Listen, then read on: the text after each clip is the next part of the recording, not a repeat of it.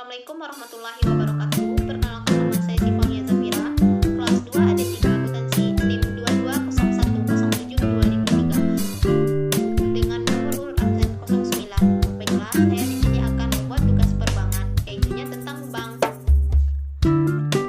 Yang pertama, saya akan membahas tentang mengenai pengertian bank. Pengertian bank secara umum adalah lembaga keuangan yang kegiatan usahanya adalah menghimpun dana dari masyarakat dan menyalurkan kembali dana tersebut ke masyarakat serta memberikan jasa-jasa bank lainnya.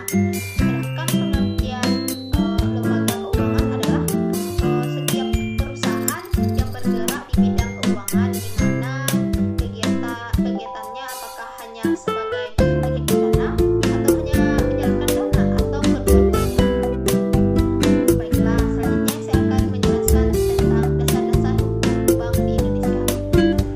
Dasar hukum bank di Indonesia terdapat pada Undang-Undang Nomor 10 Tahun 1998 yang bermaksud bank adalah badan usaha yang menghimpun dana dari masyarakat dalam bentuk simpanan dan menyalurkan dananya kepada masyarakat dalam bentuk kredit atau dalam bentuk lainnya dalam rangka meningkatkan taraf kehidupan rakyat banyak. Selanjutnya saya akan menjelaskan mengenai fungsi bank. Fungsi bank yang kita ketahui yang pertamanya yaitu untuk menyimpan uang sebagai deposito, giro. Fungsi utama bank sebenarnya fungsi utama bank di Indonesia yaitunya sebagai penghimpunan dan penyaluran dana masyarakat serta bertujuan untuk menunjang pelaksanaan pembangunan nasional dalam rangka meningkatkan pemerataan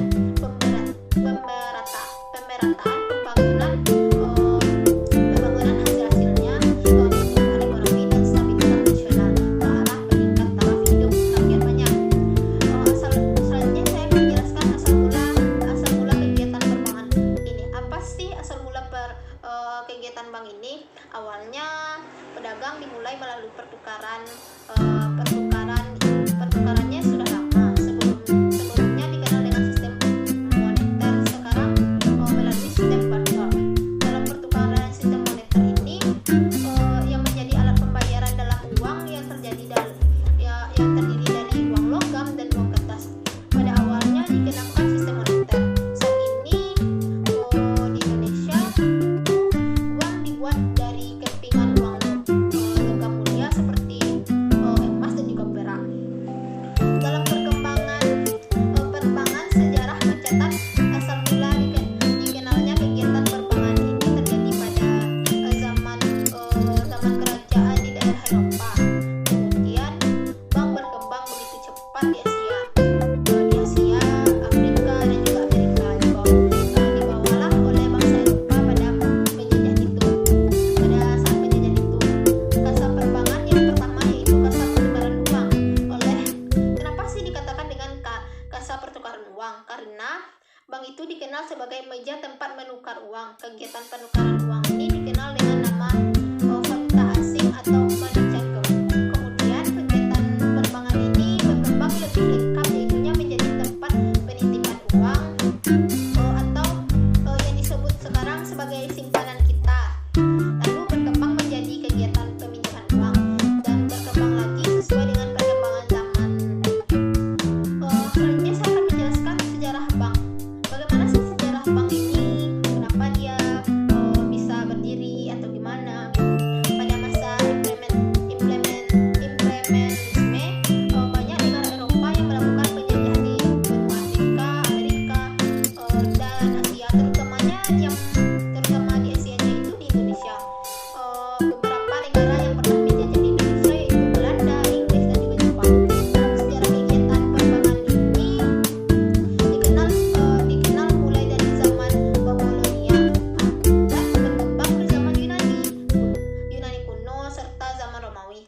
Bank-bank yang sudah terkenal pada masa itu di benua Eropa adalah Bank Venesia pada tahun 1171. Kemudian menyusul Bank of Genio, Bank of Barcelona tahun 1320 dan di Inggris baru dimulai pada abad ke-16 dan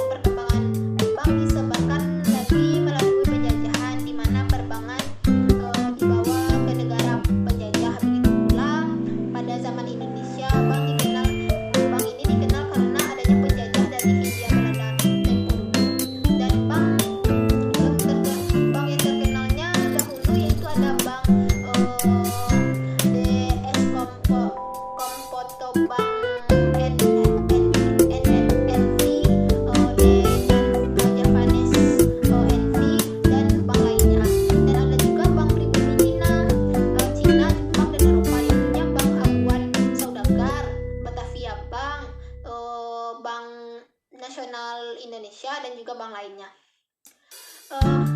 Pada awal kemerdekaan Indonesia, yaitunya pada tanggal 17 Agustus 1945, mengubah perbankan, yaitu didirikan yang pertama Bank Rakyat Indonesia pada tanggal 22 Februari 1946. Bank Negara Indonesia pada tanggal 5 Juli 1946 juga. Yang ketiganya yaitu Bank Surakarta MAI, yaitu pada tahun 1945 itunya di Solo, ya, di Solo. Bank yang keempatnya itu Bank Indonesia di Palembang pada tahun 1946 dan masih banyak bank lainnya. Jenis bank terbagi juga atas 4. Yang pertama dilihat dari segi fungsinya. Dilihat dari segi fungsinya juga ada di beberapa bank. Yang pertama bank umum. Bank umum adalah bank yang melaksanakan kegiatan usahanya secara konvensional atau berdasarkan prinsip syariah dalam kegiatan yang memberikan kegiatan jasa atau lalu lintas. Sifat jasa yang diberikan adalah umum. Kenapa sih dikatakan umum? Karena memberikan seluruh jasa keuangan yang ada. Bank umum seiring semuanya ada bank umum sering kita sebut dengan bank komersional. Yang keduanya yaitu bank perkreditan rakyat atau yang disingkat dengan BPR, yaitu bank yang bertugas melaksanakan kegiatan usaha sebagai konvensional atau berdasarkan prinsip syariah. Dalam kegiatan ini BPR bertugas memberikan jasa dan jasa dalam lalu lintas pembayaran. Maksudnya di sini yaitu jasa perbankan yang ditawarkan BPR jauh lebih sedikit jika dibandingkan dengan jasa bank umum. Selanjutnya yaitu dilihat dari segi kepemilikan. Ada bank milik pemerintah negara, yaitunya bank yang berarti pendirian maupun modal bank sepenuhnya dimiliki oleh pemerintah negara, sehingga kepemilikannya juga dimiliki oleh pemerintah sepenuhnya. Contohnya Bank BRI, Bank BCA, Bank BTN, dan Bank Mandiri lainnya, dan Bank Mandiri dan bank lainnya. Selanjutnya yaitu bank milik swasta nasional, adalah bank seluruh atau sebagian saham yang dimiliki oleh bank swasta nasional, begitu dengan pendiriannya didirikan oleh swasta. Contohnya bank milik swasta antara lainnya yaitu Bank Bumi Putra dan Bank Sentral Asia, Bank Dinamon, Bank Internasional Indonesia, dan bank lainnya. Yang selanjutnya itu bank milik koperasi. Bank milik koperasi ini adalah sahamnya dimiliki oleh perusahaan yang memiliki berbeda hukum koperasi. Contohnya Bank Indonesia, Bokopin. Selanjutnya yaitu bank milik asing. Bank milik asing ini apa sih? Merupakan cabang yang ada di luar negeri, baik itu swasta ataupun pemerintah, swasta asing ataupun pemerintah. Kepemilikannya pun jelas yang dimiliki oleh pihak asing. Contohnya Bank of Tokyo, Citibank, Hong Kong Bank, dan banyak jenis bank lainnya.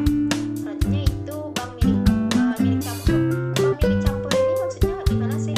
Bank milik campur ini dimiliki oleh pihak swasta nasional. Kepemilikan ini dipegang oleh warga negara Indonesia.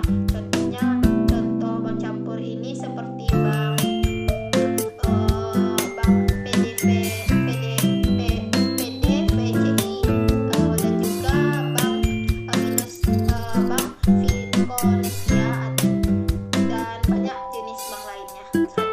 Yang ketiganya yaitu kita lihat dari segi status. Segi status juga terbagi. Yang pertamanya yaitu bank yang melaksanakan transaksi ke luar negeri atau yang berhubungan dengan mata uang asing secara keseluruhan, misalnya transfer ke luar negeri dan juga dan lainnya.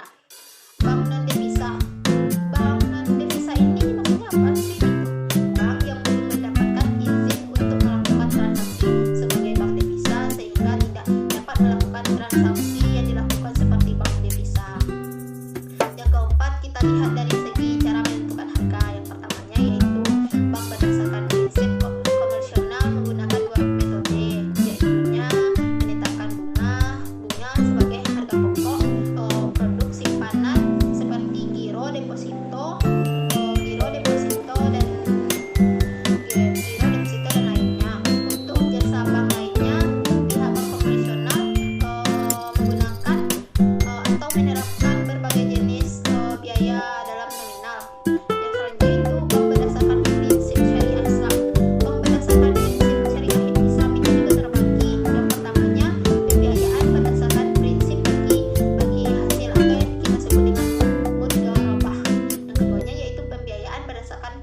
penyertaan modal atau yang disebut dengan musyarakah. Yang ketiganya yaitu prinsip menjual barang dengan memperoleh keuntungan atau yang disebut murabaah. Pembiayaan barang modal berdasarkan sewa murni tanpa pilihan atau yang disebut dengan ijarah. Acuan dengan pilihan pemindahan kepemilikan barang yang disewa dari pihak bank lainnya yaitu ijarah wa iktina. Selanjutnya saya akan menjelaskan tentang jenis-jenis kantor bank. Jenis-jenis kantor bank juga terbagi atas 9. Yang pertamanya kantor pusat. Kantor pusat merupakan kantor di mana semua kegiatan perencanaan sampai kepada pengawasan terdapat pada kantor ini. Setiap bank memiliki satu kantor pusat yang mengendalikan kantor cabang bank yang lainnya itu. Keduanya cabang penuh. Cabang penuh ini merupakan salah satu cabang yang memberikan jasa bank paling lengkap. Dengan kata lainnya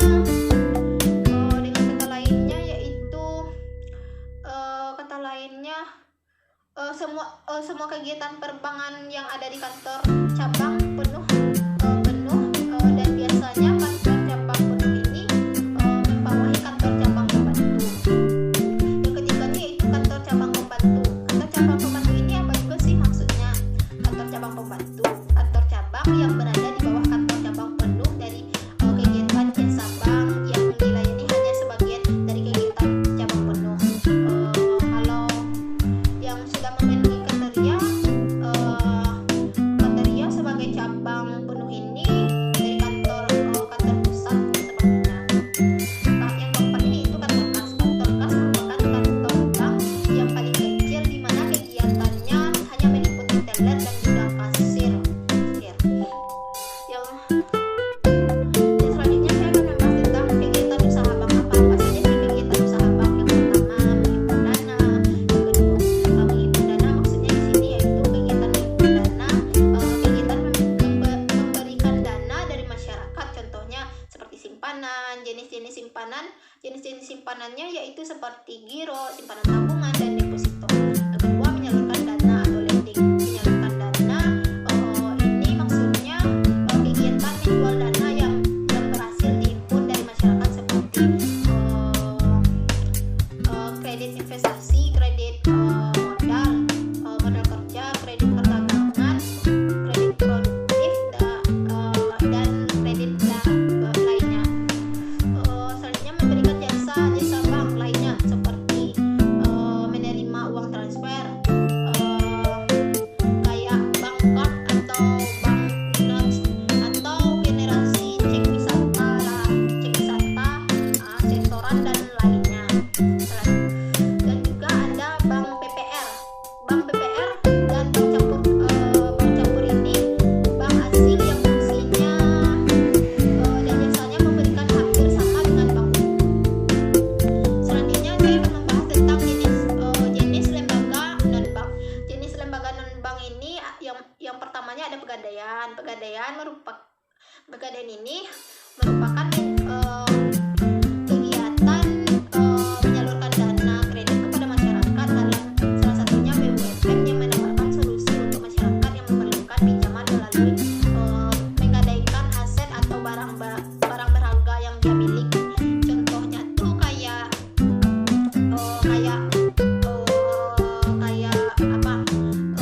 emas, gadai syariah, gadai konvensional lainnya.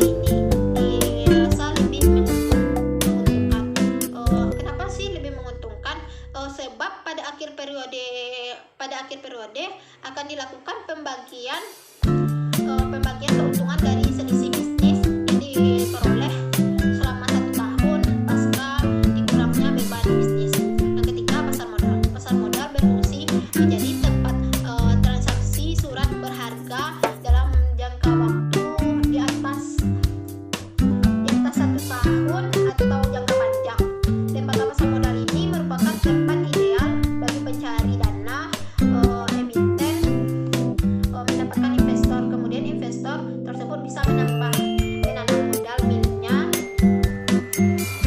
dengan memberikan saham maupun obligasi perusahaan via sekuritas. Selanjutnya itu pasar uang. Pasar uang ini merupakan tempat ideal mendapatkan investor jika aset ditransaksikan pada pasar uang mencakup aset berharga seperti pasar uang atau yang disebut dengan SPBU. Selanjutnya yaitu perusahaan ventura capital. Perusahaan ini menandai sebuah bisnis atau perusahaan berjangkanya tertentu berjangka waktu tertentu sesuai ketentuannya. Terkait aktivitas yang dilakukan ventura capital ini sesuai dengan kesepakatan terkait bagi hasil pembelian saham tersebut. Keenam yaitu perusahaan asuransi. Perusahaan asuransi adalah perusahaan menawarkan perlindungan jika terjadi risiko masalah perusahaan seperti asuransi kesehatan, asuransi pendidikan, kendaraan, perjalanan dan sebagainya. Selanjutnya yaitu cara kinerja perusahaan asuransi ini menghimpun dana dari primer yang dibayar rutin oleh nasabah serta berlangsung selama kurun waktu tertentu. Yang ketujuh yaitu perusahaan leasing ini merupakan perusahaan yang menawarkan pembiayaan dengan bisnis kontrak atau biaya atau bisa juga digabung dengan transaksi pembelian kredit. Yang kedelapannya yaitu perusahaan ancam piutang. Jenis lembaga finansial non-bank mempunyai peran